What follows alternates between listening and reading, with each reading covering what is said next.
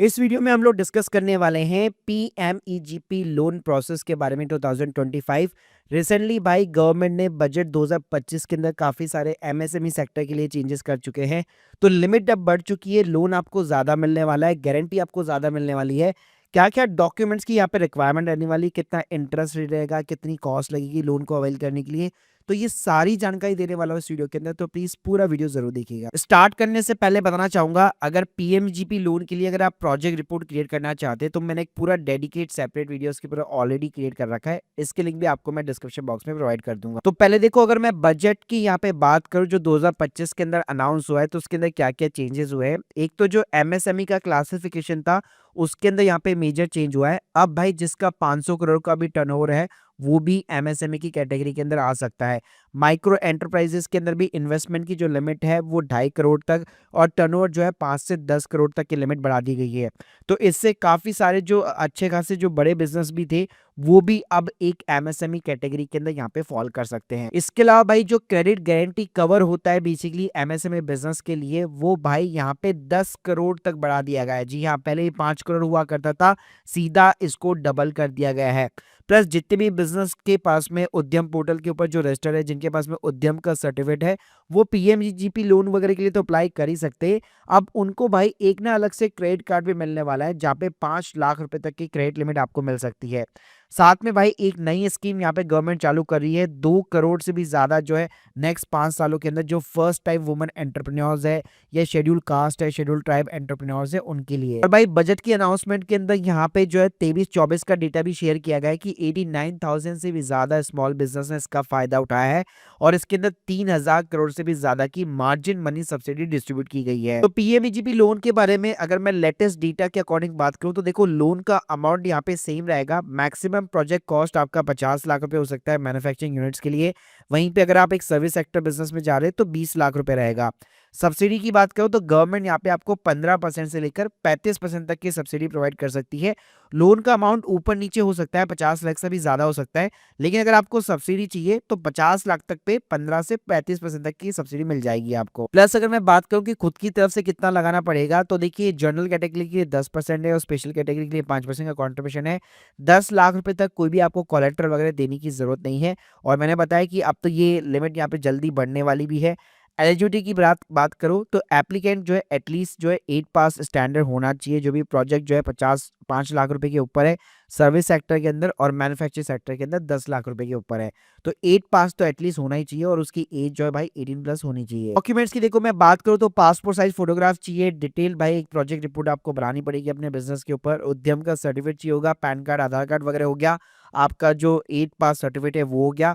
इसके अलावा अगर आप स्पेशल कैटेगरी के अंदर फॉलो करते हैं तो उसका सर्टिफिकेट हो गया और एक ईडीपी ट्रेनिंग होती है। इंस्टेंट सर्टिफिकेट नहीं चाहिए होगा, लेकिन एक बार अप्लाई कर लेते हैं आप, उसके बाद में इस ट्रेनिंग को आप कंप्लीट कर सकते हो। तो देखो भाई, पीएमजीपी जो लोन है वो यहाँ पे इस वेबसाइट के थ्रू अप्लाई होता है, लिंक दे दूंगा। लेकिन उसके पहले अगर आपको अपना सिर्फ एलिजिबिलिटी क्राइटेरिया चेकआउट करना है तो जनसम्मत की वेबसाइट है, ये लिंक भी आपको मिल जाएगी। यहाँ पे आपको क्या करना है, अदर बिजनेस लोन सेलेक्ट कर लीजिए, फिर उसके अकॉर्डिंग यहाँ पे बताइए कि आप न्यू बिजनेस के लिए अप्लाई करना चाहते हैं या एग्जिस्टिंग के लिए। आपने क्या 8 पास कर रखी है, क्या ईडीपी ट्रेनिंग कंप्लीट कर रखी है, मैन्युफैक्चरिंग बिजनेस से आपका जेंडर हो गया, आपकी सोशल कैटेगरी हो गई, क्या आप एक एक्स सर्विसमैन या फिजिकली हैंडीकैप्ड है, प्लस क्या आप इन एरिया से यहाँ पे नॉर्थ एरिया हिली एरिया से बिलोंग्स वगैरह करते हैं, अर्बन है, रूरल है, इंडिविजुअल है, कितनी आपकी प्रोजेक्ट की यहाँ पे कॉस्ट आने वाली है वो आपको यहाँ पे बताना है। जैसे मान लो 15 लाख रुपए आपकी प्रोजेक्ट की कॉस्ट होने वाली है, आप अपनी तरफ से कितना पैसा लगाने वाले हैं, मान लीजिए 2 लाख रुपए मैं अपनी तरफ से लगाने वाला हूं, तो रिक्वायर्ड जो लोन अमाउंट है वो 13 लाख रुपए है। तो जैसे आप क्लिक करेंगे तो ये आपको अपने आप ही बता देगा कि पीएमईजीपी लोन के अंदर इतना मैक्सिमम एलिजिबल है आप लोन अमाउंट के लिए, सब्सिडी आपको इतनी मिल जाएगी और मंथली ईएमआई जो है आपकी इस इंटरेस्ट रेट के ऊपर इतनी बन जाएगी और कितने टेन्योर का यहाँ पे लोन पीरियड वगैरह रहने वाला है। तो देखिए, यहाँ पे जनसमत की वेबसाइट केवल आपको एलिजिबिलिटी क्राइटेरिया बताती है, बाकी जो अप्लाई करना है वो अलग वेबसाइट है। तो भाई मैं आ चुका हूँ पीएमईजीपी की वेबसाइट के ऊपर, ऑफिशियल वेबसाइट के ऊपर। यहाँ पे आप देख सकते हैं application for the new unit का आपको ऑप्शन मिल जाएगा, इसके ऊपर आपको क्लिक करना है। तो भाई सबसे पहले यहाँ पे आपको इंसर्ट करना है अपना आधार कार्ड नंबर, उसके बाद में यहाँ पे आपको जो है अपना नेम डालना है। यहाँ पे आपसे पूछेगा स्पॉन्सरिंग एजेंसी, तो देखिए अगर आप मेट्रो सिटीज के अंदर रहते हैं तो यहाँ पे आप केवीआईसी चूज कर सकते हैं, आपको मेट्रो सिटी में इनके ऑफिसेज मिल जाएंगे। लेकिन अगर आप गाँव से या फिर रूरल एरिया से यहाँ पे अप्लाई वगैरह कर रहे हैं तो हमेशा आपको DIC सेलेक्ट करना है। उसके बाद में यहाँ पे आपको अपना स्टेट सेलेक्ट करना है, अपना डिस्ट्रिक्ट यहाँ पे सेलेक्ट करना है।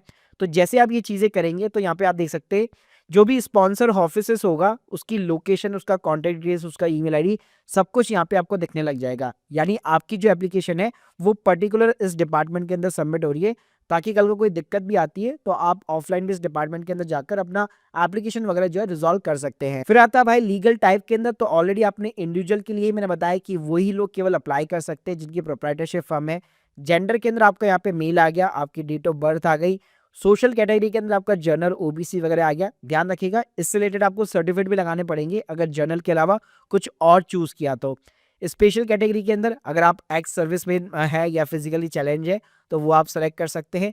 क्वालिफिकेशन ऑलरेडी बता चुका हूँ, 8 पास तो मिनिमम होना ही चाहिए, उसके बियॉन्ड ग्रेजुएट, पोस्ट ग्रेजुएट जो भी है। आता है भाई आपका कम्युनिकेशन एड्रेस। तो आपका यहाँ पे डालना पड़ेगा आपको अपना पर्सनल एड्रेस। तो जो भी आपका पर्सनल एड्रेस है वो यहाँ पे आपको सिंपली इंसर्ट करना है। इसके साथ में आपको अपना मोबाइल नंबर, अपना ईमेल आईडी सिंपली तरीके से इंसर्ट करना है और अपना पैन कार्ड नंबर भी जो आपको सिंपली पैन नंबर डालना पड़ेगा। इसके बाद में आती है यूनिट की लोकेशन। तो देखिए यहाँ पे आप गाँव के अंदर है या फिर रूरल, यानी कि रूरल है या फिर अर्बन है, शहर के अंदर है, तो वो आपको सेलेक्ट करना है। फिर यहाँ पे आता है यूनिट का एड्रेस, यानी कि जहाँ पे आप बिजनेस सेटअप करने वाले हैं। आप चाहे तो अपना जो कम्युनिकेशन एड्रेस है उसी को यहाँ पे आप कॉपी पेस्ट कर सकते हैं, यहाँ पे बटन दिया गया है। लेकिन लेट्स सपोज अगर आपका प्लांट कहीं पे और सेटअप करने की आप सोच रहे हैं या बिजनेस लगाने की सोच रहे हैं तो ये प्रॉपर आपका बिजनेस का एड्रेस होना चाहिए। इसके बाद में यहाँ पे आता है टाइप ऑफ द एक्टिविटी, जिसके अंदर आपको सेलेक्ट करना है। या तो आप मैन्युफैक्चरिंग सेलेक्ट कर सकते हैं, सर्विस सेलेक्ट कर सकते हैं या फिर ट्रेडिंग सेलेक्ट कर सकते हैं। साथ में यहाँ पे आपको सेलेक्ट इंडस्ट्री और एक्टिविटी का बटन दिया गया है। इसके ऊपर आप जैसे क्लिक करेंगे तो यहाँ पे बहुत सारे आपको NIC कोड मिलते हैं। तो जैसे हम लोग उद्यम के अंदर NIC कोड सेलेक्ट करते हैं वैसे यहाँ पे आप सर्च कर सकते हैं। मान लीजिए आप कोई फूड से रिलेटेड मैन्युफैक्चरिंग करते हैं तो जैसे आप फूड सर्च करेंगे तो यहाँ पे आप देख सकते हैं पापड़ मेकिंग, मसाला उद्योग, बेकरी प्रोडक्ट्स, पैडी यूनिट्स हो गया, सुपारी मेकिंग यूनिट हो गई। तो ऐसी काफ़ी सारी चीज़ें यहाँ पे आप देख सकते हैं। यहाँ पे आपको पूरी टेबल मिल जाती है। तो जो भी कैटेगरी है आपको सर्च करना है और उसके अकॉर्डिंग यहाँ पे सेलेक्ट करना है। जैसे एग्जांपल के लिए मान लीजिए मैंने बेकरी को यहाँ पे सेलेक्ट कर लिया है। उसके बाद में प्रोडक्ट का डिस्क्रिप्शन डालना है। आपने जो भी यहाँ पे जो है सेलेक्ट किया अपना इंडस्ट्री, उसी के रिकॉर्डिंग आपको यहाँ पे डालना पड़ेगा। जैसे आप केक्स के अंदर या फिर अदर बेकरी प्रोडक्ट्स के अंदर डील करते हैं तो वो आपको यहाँ पे इंसर्ट करना है। उसके बाद में ये पूछेगा क्या आपने ADP ट्रेनिंग ले रखी है, तो आपको यस और नो के अंदर जवाब देना है। ऑब्वियसली बात है अभी आप अप्लाई कर रहे हो तो यहाँ पे आपका नो ही रहेगा। फिर डालनी भाई आपको अपनी प्रोजेक्ट की कॉस्ट। तो जो आपने भाई प्रोजेक्ट रिपोर्ट बना रखी है उसके अंदर प्रॉपर पता होता है कितना कैपिटल एक्सपेंडिचर लगेगा। कैपिटल एक्सपेंडिचर का मतलब ये होता है कि जो आप मशीन वगैरह सब कुछ लगाने वाले उसके अंदर कितना पैसा लग सकता है, तो वो पैसा आपको यहाँ पे डालना है।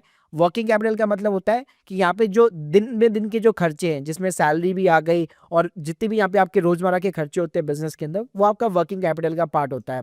तो उसके अंदर भाई कितना पैसा लगेगा और जो आपके एम्प्लॉयमेंट है यानी कितने लोगों को आप यहाँ पे रोजगार देने वाले हैं तो वो आपको यहाँ पे नंबर्स डालने हैं। उसके बाद में आता है फर्स्ट फाइनेंसिंग बैंक। अब देखिए यहाँ पे आप गवर्नमेंट के थ्रू अप्लाई कर रहे हैं तो यहाँ पे आपको बहुत सारे मतलब ऑलमोस्ट सारे बैंक की लिस्ट मिल जाती है। तो जिस भी बैंक के अंदर आप फर्स्ट एप्लीकेशन लगाना चाहते हैं, फर्स्ट फाइनेंसिंग बैंक, वो आपको सेलेक्ट करना है। नीचे आपको बैंक का IFSC कोड और एड्रेस का यहाँ पे सिलेक्शन मिल जाएगा। तो अपने नियर बाई एरिया का जो भी बैंक है जहाँ पे भी आपका करंट अकाउंट है, सेविंग अकाउंट है, मैं प्रेफर करूंगा उसी को सेलेक्ट करने के लिए। उसके बाद में यहाँ पे आपको अल्टरनेटिव फाइनेंसिंग बैंक का भी यहाँ पे ऑप्शन मिल जाएगा जिसके अंदर भी सारे बैंक वगैरह दिए हुए हैं। तो जो भी आपका अल्टरनेटिव बैंक आप सेलेक्ट करना चाहते हो, सरकारी करना चाहते हो, प्राइवेट करना चाहते हो, SBI, BOB, ICICI, जो भी आपकी मर्जी है वो यहाँ पे आप सेलेक्ट कर सकते हो। और सेम तरीका उसका भी आपको IFSC कोड वगैरह यहाँ पे इंसर्ट करना है। ये चीजें डालने के बाद में यहाँ पे आपसे पूछेगा क्या आप CGT MSME का बेनिफिट उठाना चाहते हो, तो बिल्कुल हाँ, क्योंकि इसी की वजह से आपको कोई भी कोलेट्रल वगैरह नहीं देना पड़ेगा। तो इसका आप बेनिफिट उठाना चाहते हो। फिर आपने यहाँ पे इस स्कीम के बारे में कहाँ से सुना, तो यहाँ पे आप कोई भी ऑप्शन यहाँ पे सेलेक्ट कर सकते हैं। सारी टर्म्स एंड कंडीशन को यहाँ पे जो है चेक कर लीजिए और सेव एप्लीकेशन डाटा पे क्लिक कर लीजिए। जैसे यहाँ पे एप्लीकेशन सेव करेंगे तो आपकी जो लॉगिन डिटेल्स होगी वो सिंपली तरीके से आपके मोबाइल नंबर के ऊपर भेज दी जाती है विद द पासवर्ड। अब कुछ नहीं करना है, यहाँ पे आपको करना है लॉगिन। अब जैसे भाई आप यहाँ पे लॉगिन करेंगे तो आप देख सकते हैं पहले यहाँ पे आप जैसे हम लोगों ने आधार की डिटेल्स डाली थी तो ध्यान रखिएगा name, date of birth, gender और आपका मोबाइल नंबर, ये सब कुछ आधार के अकॉर्डिंग ही आपको इंसर्ट करना है। तो भाई सबसे पहले यहाँ पे ऊपर ना आपको ऑप्शन दिख जाएंगे एप्लीकेशन डेटा। एप्लीकेशन हम लोगों ने फिलअप कर ली अच्छे तरीके से। अब यहाँ पे सेकंड ऑप्शन आता है स्कोर कार्ड का, साथ में यहाँ पे आपको अपलोड यानी कि डॉक्यूमेंट्स अपलोड का सेक्शन मिल जाएगा और लास्ट में आपको है फाइनल सबमिशन यानी कि आप एप्लीकेशन सबमिट कर रहे हो। तो पहले हम लोग चलते हैं सिंपली स्कोर कार्ड के ऊपर। तो यहाँ पे आप सबसे पहले देख सकते हैं, यहाँ पे आपको कई सारे क्वेश्चन पूछे जाएंगे और स्टार्टिंग ऑफ द वीडियो मैंने आप लोगों को बताया था कि 60 प्लस आपके यहाँ पे मार्क्स आने चाहिए। तो यहाँ पे आपको जो है जो भी क्वेश्चन पूछे जा रहे हैं उसके अकॉर्डिंग आपको जवाब देना है कि जैसे आपकी एज कितनी है, तो वो ऑलरेडी आपने बता रखी है 30 है, ठीक है। फिर आपके नंबर ऑफ द डिपेंडेंसी कितनी है, मतलब आपके ऊपर कितने लोग निर्भर है, तो 3 है या 3 से ज्यादा है वो आपको बताना है। क्या आपका खुद का घर है या पेरेंट्स का घर है वो आपको बताना है। क्या आप एक ही एड्रेस के ऊपर जो आपका एड्रेस है सेम लोकेशन है, क्या उसके ऊपर आपको कितने साल हो चुके हैं, 5 साल से ज्यादा हो चुके हैं, 2 से 5 साल हो रखे या लेस देन 2 ईयर्स है। एकेडमिक क्वालिफिकेशन आपकी क्या है वो आपने ऑलरेडी यहाँ पे बता रखा है, उसके अकॉर्डिंग यहाँ पे आपको स्कोर्स मिल रहे हैं। आपके पास में लाइफ इंश्योरेंस कोई पॉलिसी है कि नहीं है। रिलेशनशिप आपका जो है लैंडिंग बैंक के साथ में क्या है, यानी आपने जो चूज किया था अपनी एप्लीकेशन के अंदर उसके साथ में क्या आपका ऑलरेडी अकाउंट खुला रखा है, कितना टाइम हो चुका है उसको, तो ये सारे आपको जवाब देने हैं। तो भाई ये सारे जवाब देने के बाद में जैसे आप सेव बटन के ऊपर क्लिक करोगे ना, तो यहाँ पे आप देख सकते हो मेरा स्कोर आ चुका है 87। तो मैंने बताया था कि 60 प्लस का स्कोर यहाँ पे आपका आना ही चाहिए। तो यहाँ पे नॉर्मली आप अपने क्वेश्चन के जवाब दोगे तो आपको अपना स्कोर कार्ड यहाँ पे मिल जाता है। नेक्स्ट ऑप्शन आता है हमारा अपलोड का, जहाँ पे हमें डॉक्यूमेंट्स वगैरह अपलोड कराने पड़ेंगे। तो इसके अंदर आपका पासपोर्ट साइज फोटोग्राफ हो गया, आपकी प्रोजेक्ट जो फाइल हो गई, यानी मैंने आपको स्टार्टिंग ऑफ द वीडियो बताया था कि कैसे आप अपनी प्रोजेक्ट रिपोर्ट वगैरह जो बना सकते हो, उसके ऊपर अपना सेपरेट वीडियो बना हुआ है। यहाँ पे प्रोफेशनल को भी हायर करके बना सकते हो। साथ में आपका जो भी एजुकेशनल जो क्वालिफिकेशन का जो सर्टिफिकेट है वो आप डाल सकते हो, 10वीं पास है, 12वीं पास है, पोस्ट ग्रेजुएट है, तो उसके अकॉर्डिंग यहाँ पे आपको अपलोड करना है। और भाई लास्ट में आता है फाइनल सबमिशन का बटन। तो फाइनल सबमिशन में भी अगर आपसे कोई भी यहाँ पे चीजें यहाँ पे लेफ्ट हो जाती है तो यहाँ पे प्रॉपर आपको नीचे जो है यहाँ पे वार्निंग्स देने वाला है कि क्या क्या चीजें यहाँ पे आपसे छूटी हुई है। बात करते हैं कि जैसे आपकी एप्लीकेशन यहाँ पे सबमिट हो जाती है उसके बाद में क्या स्टेप्स होने वाले हैं। तो आपकी एप्लीकेशन जो है इम्प्लीमेंट एजेंसी को फॉरवर्ड की जाती है, नोडल ऑफिसर को फॉरवर्ड की जाती है। उसके बाद में वो अप्रूव करते हैं। अगर उनको लगता है कि एप्लीकेशन के अंदर कोई भी यहाँ पे कमी रह गई है तो आपको यहाँ पे रिवर्ट भी मिलता है। जैसे आपकी एप्लीकेशन एक बार अप्रूव हो जाती है उसके बाद में ये बैंक को भेजी जाती है और बैंक में भेजने के बाद में आपको आपका जो लोन होता है वो बेसिकली यहाँ पे सैंक्शन होता है। साथ में एक और चीज बताना चाहूंगा, यहाँ पे एक ईडीपी ट्रेनिंग भी होती है जो आप लोन के पहले या लोन के बाद में भी ले सकते हैं, वहाँ पे कोई दिक्कत नहीं है। जैसे आप पोर्टल के अंदर भी जाएंगे ना तो यहाँ पे आपको ईडीपी का ट्रेनिंग का ऑप्शन मिल जाता है, तो ऑनलाइन भी ले सकते हो आप, ऑफलाइन भी ले सकते हो। साथ में अगर आपका मान लीजिए 2 लाख से नीचे का लोन है तो ईडीपी ट्रेनिंग लेने की यहाँ पे रिक्वायरमेंट नहीं होती है। और सबसे बढ़िया बात यहाँ पे ये कि लोग यहाँ पे कमेंट ये करते हैं कि ये स्कीमें सिर्फ नाम की होती है, ऐसा कुछ मिलता नहीं है, या फिर ब्राइब वगैरह मांगते हैं लोग उनसे। तो उस केस में यहाँ पे आपको कंप्लेंट का भी सेक्शन दे रखा है। यहाँ पे आप देख सकते हैं ग्रीवेंस का बकायदा यहाँ पे टैब दिया हुआ है। तो अगर आपको कोई भी यहाँ पे अपनी लोन से रिलेटेड कोई भी प्रॉब्लम वगैरह फेस करनी पड़ती है तो यहाँ पे आप जो है बकायदा एक एप्लीकेशन शिकायत यहाँ पे दर्ज करा सकते हैं। तो यहाँ पे आप देख सकते हैं इम्प्लीमेंट एजेंसी अगर आपको परेशान कर रही है या जो बैंक की ब्रांच है वो आपको यहाँ पे कोई इश्यू क्रिएट कर रही है, तो ये सारी चीजों के साथ में भाई आप यहाँ पे प्रॉपर कंप्लेन दर्ज करा सकते हो। तो भाई ये था पूरा step by step process PMEGP scheme का। यहाँ पे कैसे आप अप्लाई कर सकते हैं, कैसे आप 2 बैंक चूज कर सकते हैं जिसके थ्रू आपको यहाँ पे अपना लोन जो है बेसिकली सैंक्शन वगैरह होता है। So guys hope you like this video. अगर आप लोग की कोई भी डाउट्स है कमेंट बॉक्स के अंदर बता सकते हैं। अगर आप प्रोफेशनल सर्विसेज लेना चाहते हैं, प्रोजेक्ट रिपोर्ट या कोई भी अदर सर्विसेज, तो link in the description box. Thank you guys, thank you very much.